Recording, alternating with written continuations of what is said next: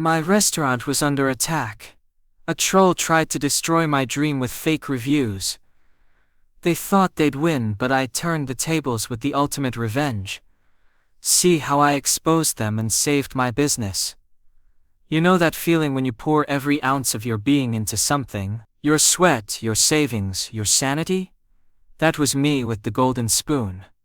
It wasn't just a restaurant, it was my life's ambition realized. I'd spent years working in kitchens, learning the trade, saving every penny, dreaming of a place that felt like home, serving food made with genuine care and the best local ingredients I could find. We opened about 3 years ago, right here in the heart of downtown. It wasn't easy. The long hours, the stress, the constant juggling act of managing staff, suppliers and finances. But we were doing it. We built a loyal following. People loved our signature braised short ribs, the seasonal specials Maria.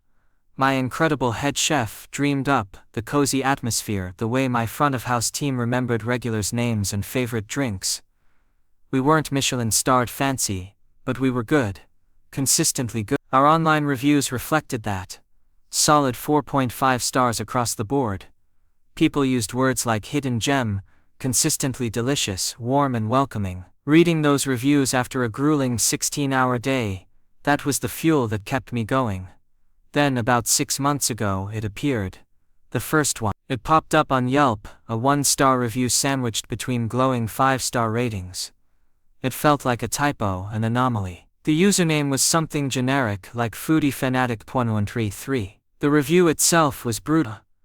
It claimed the chicken was raw, the waitress was rude and ignored them, the bathroom was filthy and they suspected they got food poisoning. My blood ran cold. Food poisoning. Raw chicken. Rude staff.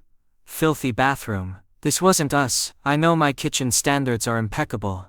Maria is meticulous. My team, led by Sarah at the front, are professionals. Friendly, efficient, and I personally check the bathrooms multiple times a shift. My first instinct was panic, then I immediately checked the kitchen logs for that day, temperature checks, cleaning schedules, everything by the book. I spoke to Maria and Sarah. No one recalled an incident like that. No customer had complained, nobody sent food back saying it was raw. Sarah's team couldn't remember any particularly difficult or dissatisfied customer matching the vague description or lack thereof. I crafted a polite professional response online, apologized that their experience didn't meet our standards, assured them we take food safety and service seriously, invited them to contact me directly to discuss it further. Standard procedure. I hoped it was just a one-off. Maybe someone having a terrible day and taking it out on us, or maybe they even reviewed the wrong restaurant. It happens, but a week later another one appeared. Different platform. Google this time. Different username, Gourmet Guru 88. Another 1-star slam. This time, the steak was allegedly tough as leather. The wine tasted like vinegar. We have a carefully curated list. And a different server was accused of being dismissive. Again, vague details, no specific time, no description of the server. Again, I checked everything. Talked to the team. Nothing. No returned steaks, no wine complaints. The timeline felt fuzzy. My polite response was posted, offering a direct line to me. Nothing. Then it became a pattern. Every week or so a new 1-star bomb would drop. Yelp, Google, TripAdvisor, even local foodie forums. The usernames kept changing. Critical Diner, Honest Eats, Taste Tester Pro. But the style started to feel familiar. Over-the-top negative language, vague but damaging accusations, claims that were completely unverifiable and contradicted everything we knew about our operation. The accusations escalated. Cockroaches cited, absolutely impossible. We have rigorous pest control. Hair found in the food, strict hairnet policy in the kitchen. Being wildly overpriced, we're mid-range, known for good value. It was death by 1,000 cuts. And it started to hurt. Our overall rating began to dip. Slowly at first, then more noticeably. 4.5 became 4.3. Then 4.1. We saw fewer new faces walking in. Some regulars even hesitantly asked, "Hey Alex, is everything okay?" Saw some worrying reviews online. My stomach was in knots constantly. Sleep became a luxury. I was second-guessing everything. Was there something I was missing? Was Maria slipping? Was Sarah's team overwhelmed? I held tense meetings, reviewed procedures until we were all blue in the face. But my gut told me this wasn't an internal problem. This felt targeted. This felt like sabotage. The reviews often appeared late on Friday or Saturday nights, maximizing visibility over the weekend when people search for places to eat. They were cleverly worded to hit common fears: food safety, poor service, bad value. It was malicious. I tried everything the experts tell you. Respond politely, flag the reviews as suspicious to the platforms, which usually went nowhere. Encourage happy customers to leave reviews, which helped but couldn't entirely counteract the negativity. But who would do this? A competitor? Possible, but it felt too personal, too persistent. A genuinely disgruntled customer who had a vendetta? Maybe, but the sheer volume and changing usernames seemed off. The stress was immense. I saw it in my team's eyes too. They were proud of the golden spoon, and these anonymous attacks felt like slaps in the face. Maria was particularly Alex, they say my risotto is gluey. My risotto? After 20 years of making perfect risotto, Sarah felt her team was being unfairly maligned. Morale was dipping almost as fast as our star rate. One particularly bleak Tuesday morning, after another scathing review dropped overnight, claiming our Sunday brunch gave their entire family food poisoning. We hadn't had a single reported issue, and brunch had been packed with happy regulars. I almost cracked. I sat alone in the darkened dining room before opening, staring at the empty chairs, the carefully set tables. Maybe this was it. Maybe this invisible enemy would actually succeed in destroying everything I'd worked for. But then, anger replaced despair. No, absolutely not. I wasn't going down because of some cowardly troll hiding behind fake usernames. I decided to fight back, not just with polite responses, but with intelligence. I needed to figure out who this was. I became a detective in my own restaurant. I started meticulously documenting every negative review: date, time, platform, username, specific complaints. I cross-referenced them with our reservation system, our point-of-sale records, even our security footage logs. I was looking for patterns, inconsistencies, anything. For weeks, it felt like chasing ghosts. The usernames were dead ends. The vague complaints were hard to pin down to a specific table or time. But I kept digging.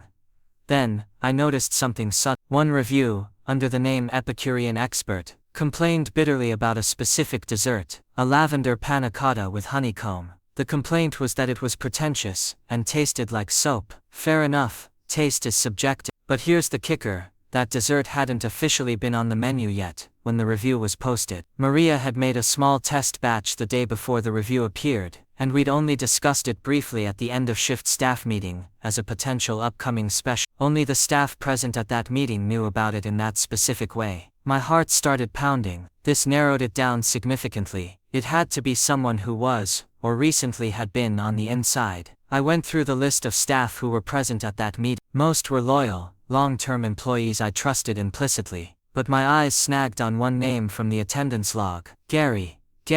He hadn't been an employee for about 4 months by then. I'd had to let him go. He was hired as a junior sous chef, talked a big game in the interview, but his performance was consistently subpar. Worse than that, he had a terrible attitude. He was arrogant, dismissive of Maria's instructions, sloppy in his station hygiene, and constantly complained about everything: the hours, the pay, which was competitive, the customers, the music we played in the kitchen. He seemed to think he was Gordon Ramsay but lacked the talent and work ethic to back it up. After multiple warnings and documented performance issues, I had to terminate his employment. He hadn't taken it well. There was yelling, accusations, vague threats about making me regret. At the time I dismissed it as bluster, the typical reaction of someone whose ego was bruised. But now, the timing fit. The negativity fit. The inside knowledge about the panna cotta? He was at that final meeting before his dismissal became effective the next. Could Gary, a mediocre cook with a massive chip on his shoulder, be foodie fanatic 23, gourmet guru 88, critical diner and all the others? It felt plausible. His bitterness certainly matched the venom in the reviews. Now,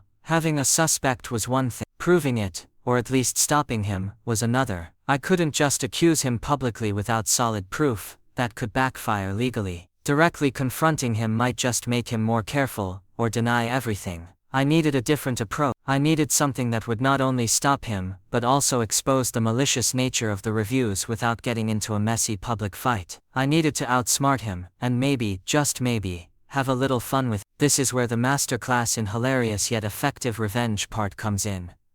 My plan started to form. It wasn't about attacking Gary personally. It was about meticulously, publicly, and undeniable dismantling the lies in those reviews, using irrefutable evidence, and doing it with a touch of flair. First, I gathered my arsenal. I went back through all the negative reviews attributed to my suspected troll. The writing style was a surprisingly consistent tell, once I knew what to look for. Specific grammatical errors he used to make, certain turns of phrase. The raw chicken incident. I pulled the sales data for the day mentioned. We sold 32 chicken dishes, 0 complaints, 0 returns. I had the kitchen logs showing perfect cooking temperature. I even had CCTV footage, time-stamped of course, showing the pass, where every dish is checked by Maria or me before it goes out. No raw chicken left that kitchen. The tough steak. Similar process. Checked sales. Looked for found the table number corresponding to the time the reviewer implied they were there, based on review posting time. Pulled CCTV of that table, showed a couple happily eating steak,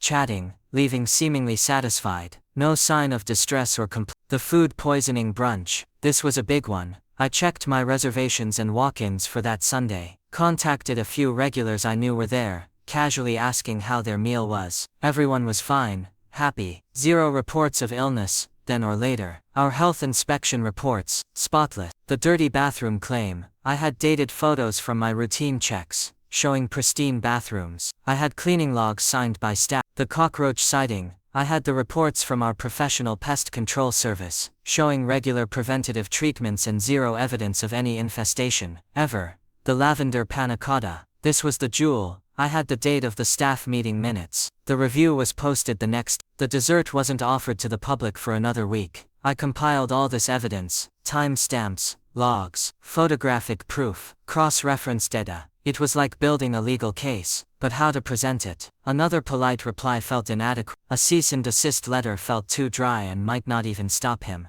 I decided to go public, but not with anger, with transparency, data, and a healthy dose of slightly amused, slightly exasperated confidence. I drafted a blog post for the Golden Spoon's website, and a corresponding thread for our social media channels. I called it an open letter to our mystery reviewer, and a peek behind the scenes at the Golden Spoon. I started warmly, thanking our loyal customers for their continued support. I acknowledged that we'd seen a recent spate of unusually negative, anonymous 1-star reviews. I stated clearly that we take all feedback seriously, but that the pattern and nature of these specific reviews had prompted us to investigate further.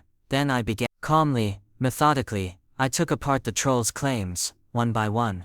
To the reviewer who claimed they were served raw chicken on the evening of date, we meticulously checked our kitchen logs and temperature records for that all chicken dishes were cooked to the correct internal temperature, a minimum of 65 degrees, as per food safety standards. We served 32 portions of that dish, with 0 other complaints or returns. We even reviewed footage of the kitchen pass, confirming every dish met our standards before leaving the kitchen. Perhaps there was a misunderstanding regarding the tough as leather steak reported on date. Our butcher is renowned for quality, and our chefs handle our steaks with care. Sales data shows no steaks were returned that evening. We did identify footage of a table enjoying their steak dinner around the likely time of your visit. They seemed quite happy. Maybe our medium rare wasn't to your specific preference. A little bit of gentle undermine. Concerning the claim of food poisoning from our brunch, on date, we were alarmed by this serious accusation, and immediately reviewed all procedures. Thankfully, our records show 0 other reports of illness from the dozens of happy diners we served that day. Our health and safety standards are rigorous and consistently earn top marks from inspectors. We hope the reviewer and their family felt better quickly, whatever the cause of their discomfort might have been. Polite, but casting doubt, and so on. For the bathroom, I posted dated photos of sparkling clean facilities. For the pests, I linked to our pest control certifications. The pièce de résistance was the panna cotta. And finally a curious case, the review lamenting our lavender panna cotta on date, calling it pretentious and soapy. We appreciate all taste feedback. However, this particular dessert was only a test batch discussed internally on date of meet. It didn't actually debut on our public menu until date, a week later. It's fascinating that someone could review it before it was even available to order. Perhaps our reviewer has psychic abilities regarding future dessert specials. I didn't name Gary, I didn't accuse anyone directly. I didn't need to, I simply laid out the facts, the evidence, the inconsistencies, letting the troll's own words hang themselves. The tone was professional, slightly witty, and utterly I ended the post by reaffirming our commitment to quality and thanking our genuine customers for their trust. I invited anyone with real concerns to always speak to us directly. Then I hit publish, and shared it everywhere. The reaction was immediate and overwhelming. Our regulars and local supporters loved it. The post went viral within our community. People shared it with comments like, "This is how you handle trolls," and "Go Alex, we love the golden spoon." Other local business owners chimed in with support, sharing their own experiences with fake reviews. The post was flooded with positive comments, drowning out any lingering negativity. People admired the thoroughness, the transparency, and the slightly cheeky tone. It wasn't angry or defensive, it was confident and fact-based. It showed we had nothing to hide and that we cared enough to meticulously debunk the lies. And the mystery reviewer, Keyboard Warrior 77, Gourmet Guru 88, Epicurean Expert, and all the others. Silence, utter deafening silence. Not a single negative review of that style appeared after my post went live. It was like a switch had been flipped off. Gary or whoever the troll was, clearly realized they'd been exposed, albeit indirectly. Their credibility was shot. Continuing the charade was pointless. Everyone now knew about the pattern of fake reviews and the evidence against them. I never saw Gary around town much after that, but on the rare occasion I did, he couldn't meet my eye. No confrontation was necessary. The public dismantling of his anonymous campaign was enough. The best part, business didn't just recover, it boomed. The whole incident generated a huge amount of positive buzz. People came in specifically because they'd seen the post and wanted to support us. Our star ratings climbed back up, higher than before, padded by an influx of genuine 5-star reviews from people impressed by our food and our handling of the situation. Staff morale soared. Maria walked with an extra spring in her step. Sarah's team beamed at the supportive customers, and even the kitchen porters felt a sense of vindication. We had faced the anonymous bully, and we had, not by sinking to their level, but by rising above it with facts, transparency, and a touch of well-deserved sass. So that's the story. It was one of the most stressful periods of my life, running the golden spoon. Seeing your dream attacked like that, anonymously, and unfairly, it eats at you. But it also taught me a valuable lesson. Sometimes, the best defense isn't just a polite reply. Sometimes, you need to gather your facts, stand your ground and trust that the truth, presented clearly and confidently, is the most powerful weapon you have. And maybe, just maybe, finding that little bit of humor in exposing the absurdity of it all, that's the secret ingredient. It certainly made the victory taste that much sweeter. The golden spoon is still here, thriving, serving food we love. And as for the troll, well, hopefully, they learned that messing with us is a recipe for disaster. Thanks for listening. Now who's hungry? We've got a lavender panna cotta on the menu tonight. And trust me, it's actually delicious.